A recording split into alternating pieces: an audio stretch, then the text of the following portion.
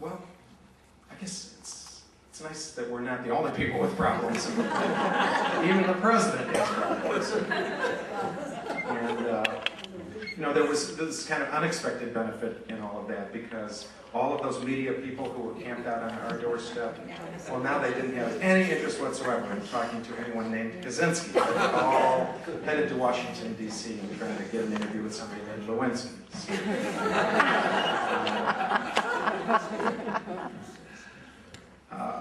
I guess I went back to work. I worked at a youth shelter with troubled teenagers, and tried to get my life back. The kids were they were kind of funny. They were kids, and they would say, "Dave, I guess you didn't like your brother very much." Or some would say, "Oh, you're a real hero." They were all saying, "You're a hero." And some saying, "Well, you're going to get $1 million. Isn't that great? You could buy a yacht."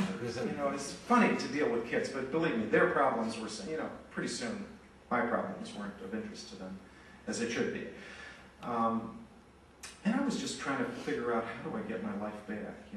Privacy, some sense of emotional resilience, somehow escape this sort of shadow. I think I struggled with some depression. And then something happened about 6 months later that convinced me that I really didn't want my life back. I got a call from a guy in Sacramento, California. He said his name was Bill Babbitt, which meant nothing to me. He said that he'd seen me on TV several times, and he thought that I might be the only person in the country who could understand what he was going through at the moment. And when I heard his story, I realized it was probably true. It turned out that Bill, back in 1980, had read a newspaper article, "Terrible Crime in Sacramento, California," coincidentally Sacramento. The apartment of an elderly woman had been broken into. Someone had beat her severely, left her lying on the floor, stole a few trinkets. She'd actually died not of the beating, but of a heart attack. But still, it was an awful crime. I guess because the victim was so vulnerable, and the community in which the crime had taken place was thought to be a very safe community. Bill was actually reading the article and thinking, man, I hope they get this guy, because his mother lives alone and not too far away. But then more news stories and a couple days go by, and he begins to suspect his own brother. His brother has a room in his house. His brother had been released from a mental institution about a month before this, and Bill had opened his home, and he went into his brother's room, and he found some incriminating evidence. He called the police department. He said, "I think my brother might have done this." They come down to the station. So he and his wife are sitting there with the investigators, and he's saying, "I want you to understand that Manny has really never been the same since Vietnam." Turned out that his brother Manny had tried to get into the Marines at the age of 17. Never could, he couldn't pass the test. And they had an intelligence test or a literacy test. He was a 6th grade dropout. He was very slow. He couldn't pass the test, but he was very persistent. He wanted to be a Marine. So the 3rd time he went back to the recruiting station, a recruiter came over and said, "I could tell you really want to be a Marine. Let me help you." So the recruiter took the test, obviously passed it, and Manny Babbitt became a Marine. Obviously at this point, it was during the height of the Vietnam War. We didn't need, people to learn advanced technical skills. We needed healthy young men to carry rifles through the jungle. And there might probably some pressure on that recruiter. Anyway, by the time he was 18 years old, Manny Babbitt ended up at Khe Sanh, which from the American viewpoint was like the most horrific battle. There was this American base isolated in the jungle, surrounded by Viet Cong with mortars. They were shelling the base. 77-day siege. Manny Babbitt saw dozens of his comrades killed. He killed people. He was a soldier. At one point, he caught a piece of shrapnel that penetrated his skull. They actually thought he was dead. They tossed him in the cargo hold of this helicopter that was evacuating cadavers from the base, and when he came to, he was the only living thing there, lying in front of blood and gore. That piece of shrapnel ended up lodged in the folds of his brain until the day he died, but he was, as far as the military was concerned, he was okay. They sent him back. He did 5 major campaigns, 2 tours of duty in Vietnam. Let's hope we've learned the lesson since Vietnam. When he came back to the United States, he didn't get a warm welcome, didn't get services, didn't get help. From the standpoint of the protesters, he was a baby killer. From the standpoint of the World War II vets, he was somebody who lost a war. He ended up living in a cardboard box in Providence, Rhode Island. At one point, it was just so obvious that he was mentally ill, he got swept up and sent to a mental institution. And spent 3 years in Bridgewater State Hospital in Massachusetts, which wasn't a very good place. It was almost shut down some years later. Manny Babbitt was heavily drugged. He tried to kill himself several times. Just to give you an example, at one point, he broke up a drinking glass and swallowed a handful of glass shards.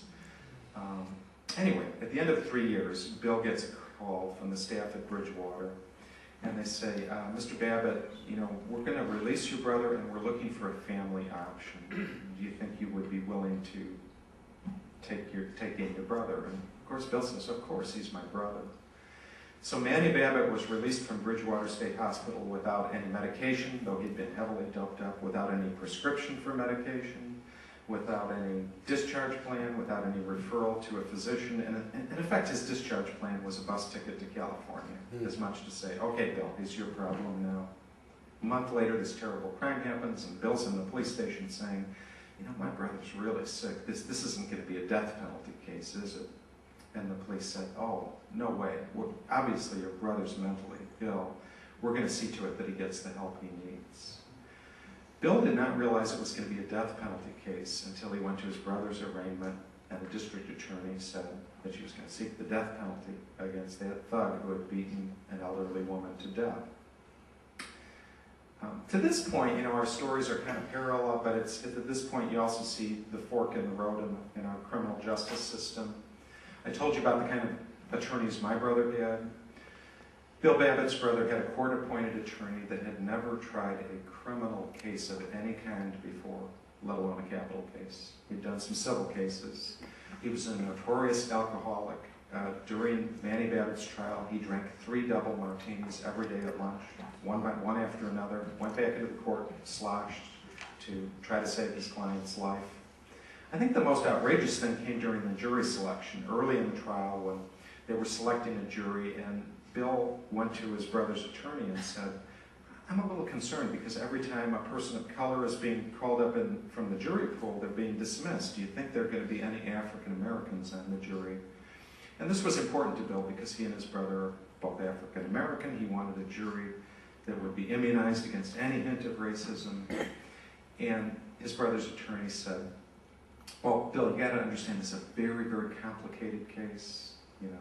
I'm looking for the most educated, for the most enlightened and intelligent jury I can possibly get. I don't think we want a lot of people of color on the jury. And so, Manny Babbitt ends up with an all-white jury that doesn't hear much of the evidence about his war record, his Purple Heart, his head injury, his mental illness. All they knew was that he beat this elderly woman to death. They sentenced him to death. So now it is 18 years later. Bill Babbitt is calling me, telling me, David, I feel so guilty. I feel like I've murdered my own brother. And my instinct is to say, Bill, you're not to blame for this. You did the right thing, a brave thing for the right reason. If there's anybody to blame, it's the state of California. And at first I was a little skeptical, thinking, this sounds so outrageous. I need to check out some of this information. And then once I did, I thought, I guess still naively, hey, this can't be happening. This isn't Mississippi, it's California.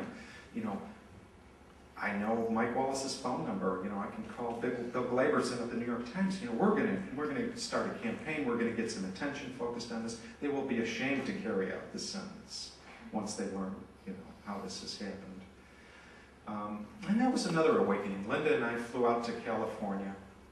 We spent about 2 weeks with Bill and his wife, Linda. We went on radio interviews. We did some national television. We did rallies in the park outside the Capitol.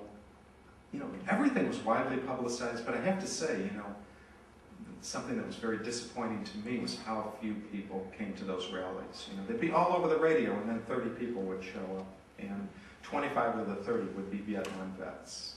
I remember having conversations during the Vietnam War. I had a student deferment. I didn't have to go to Vietnam. I didn't have to go to Quezon, but I met people of my own age who did, and they said, David,